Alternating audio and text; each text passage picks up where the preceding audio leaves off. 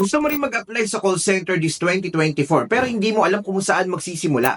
Yung tipong kinakabahan ka kasi high school graduate ka pa lang or wala kang experience sa pag-a-apply. Welcome back sa channel ko. This is Kuya Renny Boy. For today's video, pag-uusapan natin yung 10 reason kung bakit hindi nakakapasa ang mga applicant sa call center. Well, kapag nalaman na ninyo yung mga rason na to, syempre, ito yung mga bagay na iiwasan ninyo para in case na ikaw na mismo ang mag-a-apply, talagang tataas yung chance mo, mabubus yung confidence mo at i-make sure natin na makakakuha ka ng kontrata. Kaya kung bago ka lang dito at gusto mo rin ng mga ganitong uri ng content, don't forget to like this video at i-click yung subscribe button at yung notification bell para updated ka pa sa mga paparating kong video. Libo-libo na nakapasa sa YouTube channel ko and hopefully, ikaw na ang susunod. Tanda mo kung walang naniniwala sa'yo si Kuya Renny Boy, naniniwala ako na makakapasa ka.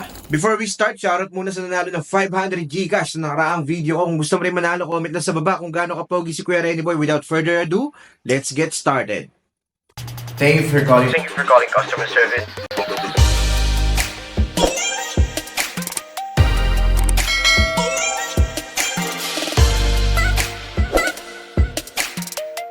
Welcome back sa channel ng mga swabe. Nagbabalik Kuya Renny Boy, ang inyong lingkod. Nakakalungkot lang isipin, no, sa dinami-dami na nag-a-apply araw-araw sa call center, halos 10% lang yata yung nakakapasa, no? At dami-daming aplikante, sobrang, alam niyo, sobrang crowded sa recruitment.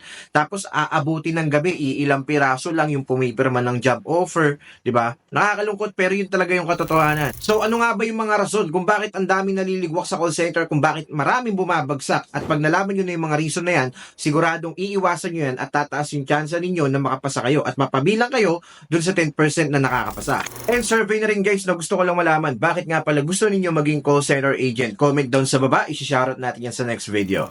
So reason number 1 tayo kung bakit hindi nakakapasa ang isang aplikante. Lack of flexibility. Okay, kung napapansin niyo yung mga tanong sa interview, 'di ba? Minsan hinahaluan nila ng mga checklist kung saan tatanungin kayo, are you willing to work in a night shift schedule? Are you willing to work in a graveyard shift? Tinatanong 'yan para malaman nila kung flexible kayo. Eh ikaw, hindi ka aware na dapat pala nag-yes ka lang sa mga ganito. So minsan magre-request ka pa or magde-demand ka pa, sasabihin mo na ano lang ako, pwede lang ako sa pang-araw na schedule.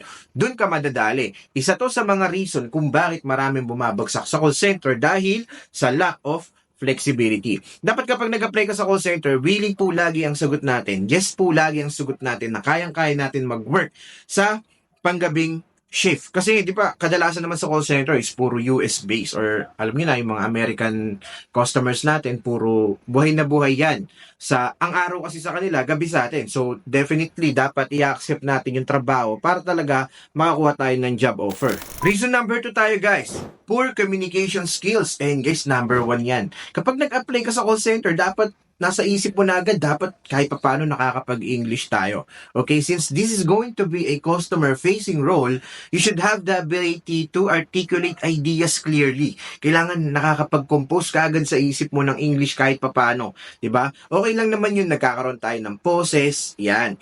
Pero dapat talagang nandun yung thoughts. Okay, kompleto yung mga sagot natin during interview. At ang importante kasi dito guys, naiintindihan tayo ng kausap natin at naiintindihan natin yung sinasabi ng kausap natin. Ayan po ang importante sa call center industry. So, hindi naman importante na 100% fluent ka. Ang importante kaya mo makipag-conversate, kaya mo makipag-English yan. Siyempre, kapag call center agent ka, makikipag-usap ka talaga sa mga foreigners. Reason number 3, inadequate company knowledge. Yan ang palagi ko sinasabi guys, bago kayo mag-apply sa call center, dapat nagre-research muna kayo about dun sa background ng company. Ano ba yung mga core values na tinuturo ng company? Ano ba yung mga mission and vision nila? Ano ba yung mga awards? Ano ba yung mga recognition na natanggap ng company na yan? Para may idea tayo, di ba? Pag tinanong, bakit mo pinili yung company namin, di ba? Kasi minsan sinasama sa interview yan eh, di ba? Napakaraming call center company, why did you choose our company? Yan, tinatanong po kasi yan sa interview. So para kahit pa paano, meron kang idea, meron kang knowledge, or meron kang panghahawakan na gusto ko magtrabaho sa company ninyo kasi bla bla bla, kasi ganito po kayo, kasi ito po yung mga natatanggap ninyong award, at ito po yung mga core values ninyo, di ba? Ang sarap pakinggan sa mga interviewer, para sa mga interviewer kapag meron kang idea about sa company nila. So kung ikaw yung tipo ng aplikante na wala man lang kaalam-alam ano ba yung meron sa company nila, talagang mataas yung chance na hindi ka makakapasa. Number 4 guys, contribution. Guys, kapag sumasagot tayo sa interview, dapat lagi tayong focus sa mga skill set, sa mga something na mga value na may ko-contribute natin sa company. Okay, it's not always about ourselves. Okay, wag natin palaging sasabihin sa interview na makakatulong to sa akin kasi magkakapera ako, na baka sakaling mag-grow ako as a person. Hindi puro ganun, okay? Dapat maparamdam natin sa interviewer na willing tayong mag-contribute sa ikagaganda or sa ikakagrow ng company. Interview lang naman to guys, pero yun talaga ang gustong naririnig ng mga interviewer.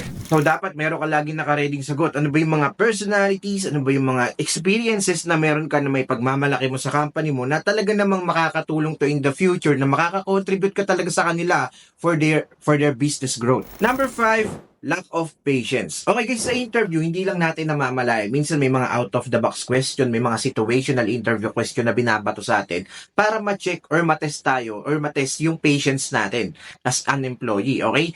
Talagang ididigdig sa'yo ng interviewer, anong gagawin mo pag ganito yung situation, anong gagawin mo kapag ganito yung nangyayari sa company or sa team ninyo. May mga ganitong uri ng katanungan sa call center interviews. So, dapat prepare ka at dapat i-emphasize or i-highlight mo yung skills mo na napakahaba ng pasensya mo. Kasi guys, kapag naging call center agent kayo, number 1 yan guys na attitude, dapat mahaba yung pasensya natin, okay? Lalo na guys, pag natapat kayo sa sales account, minsan talagang susubukan yung pasensya ninyo na talagang i-reject kayo ng i-reject ng interviewer during your mock call. Dapat mahaba yung pasensya ninyo at dapat madiskarte kayo kung paano ninyo makuklose yung deal, kung paano ninyo makukonvince yung interviewer na bilihin yung product ninyo.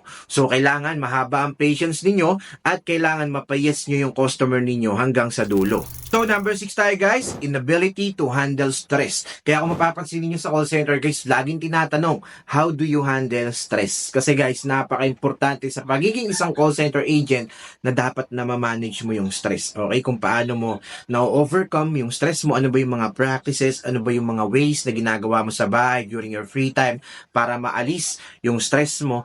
Yan, isa po yan sa tinitignan or sa ine-evaluate ng mga interviewer during your interview. So kapag nasa situation ka naman na habang may call ka, meron kang duty or meron kang customer na sobrang nai-stress ka na, aalamin din ng interviewer kung paano mo nga ba ino-overcome yung stress mo habang meron kang kausap. So dyan pa lang dapat pinaghahanda mo na yan. Reason number 7 kung bakit hindi nakakapasa ang isang aplikante is lack of enthusiasm. Guys, yung mga interviewer na yan, sa araw-araw at paulit-ulit nilang ginagawa yung pag-i-interview, alam nila, master na nila yan. Kilala nila kung sino yung mga applicant na merong genuine interest, yung talagang sincere sa pag-a-apply, kaysa dun sa walang ka-sincere. Okay, nalalaman nila yan na kumbaga, during your conversation, na-feel nila kung sino yung talagang willing na maging call center agent sa hindi. Base pa lang sa mga sagutan natin during interview, mafe-feel nila yan. Lalong-lalo na kung nagbabanggit tayo ng mga red flag answers. Halimbawa, nagtanong sila ng mga pang long term na interview question or situational interview question. Tatanungin nila, what are your plans in the next 3 years? How do you see yourself in the next 5 years? Tapos nagsagot ka ng mga red flag answers katulad ng balak mo ituloy yung pag-aaral mo, balak mo magtayo ng business someday. 'Di ba? Ano yung talagang ini-implicate mo yan, 'di ba? Ini-implicate mo lang yan na talagang iiwan or aalisan mo yung company nila sa future. Okay? So iiwasan po natin yan. Don't let them know that you're gonna leave them soon. Huwag niyong ipapa-feel sa interviewer na balak niyo rin silang alisan. Okay, next year, 2 months from now, wag niyong sasabihin or wag kayo magbibitaw ng mga red flag answers. Tandaan niyo yan. Number 8 tayo guys. Pang-8 rason kung bakit hindi nakakapasa ang isang aplikante, lack of multitasking skills. Okay? Kapag ini-interview kayo guys, dapat naka-highlight ninyo yung mga skills ninyo na kayang-kaya ninyo mag-multitasking. Wag ninyong aalisin yung salitang multitasking sa personality ninyo kasi yan po yung hinahanap ng mga interviewers or ng mga employers. Kaakibat ng pagiging isang call center agent ang pagiging multitasker. Okay? Kasi nakikipag-usap ka sa customer mo habang nag-enter ka ng mga data, ng mga information sa computer, nag-navigate ka ng mga system, ng mga tools. So, napaka-importante ng pagiging multitasker kapag nag-work ka sa call center industry. Pang-siyam tayo, inadequate attention to detail. Guys, napaka-importante na dapat meron tayong pagka-detail oriented na personality. Dapat talagang tinitignan natin yung mga detalye, bawat isa, make sure natin na dino-double check natin lahat bago tayo mag-resolve ng isang issue. Okay? During your interview or kapag meron kayong mga makol na may encounter during your application, magigits nyo yung sinasabi ko ngayon. Okay? Dapat hindi tayo nagkakamali at nagmimintis sa bawat isang detalye. Okay? Ng mga bagay-bagay sa pag-a-assist sa customer sa isang call. Okay? Kasi guys, napaka-importante niyan. Merong times na isang pagkakamali lang na letra, ng mga numbers, pwede nang maging malaking complaint. Okay? At talagang masasanctionan ka ng malala kapag hindi ka aware sa mga ganito.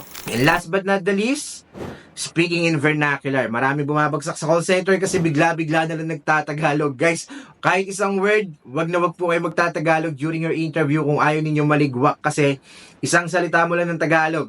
Malaking bagay na po yan at ito na po ang tataas po yung chance ninyo na bumagsak kayo during your call center application. So that's it for today's video guys. Bonus tip ni Kuya Renny Boy, kapag kinakausap kayo ng interviewer, make sure na hindi masyadong malakas yung boses ninyo, hindi masyadong mabilis, yung tama lang, katamtaman na pacing lang.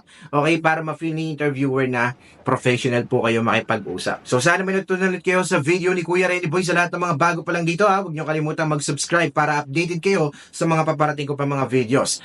Before I end this video, shoutout sa lahat ng graduates sa Bowmines Academy Batch 31. Kung gusto nyong humabol sa ating call center training, comment lang sa baba ng hashtag scholar at i-PM nyo ako sa Facebook page ko, Kuya Renny Boy Official, para makasama kayo sa Batch 32 kung saan makakakuha kayo ng e-certificate and at the same time, makakasama pa kayo sa lahat na matuturuan namin online. Libo-libo na nakapasa sa call center dahil sa aming 1-month call center training kung saan meron kami mga coaches na talagang gagabay sa'yo para gumaling ka at tumaas yung chance mo na makapasa sa mga interviews, sa mga assessments sa call center at mai-improve yung English communication skills mo. Kaya ano pang inaantay ninyo? Mag-enroll na kayo guys para makasama kayo sa libo-libo na nakapasa sa call center. Kita-kits po tayo sa Batch 32. Shoutout sa lahat na nagpapa-shoutout. God bless us all.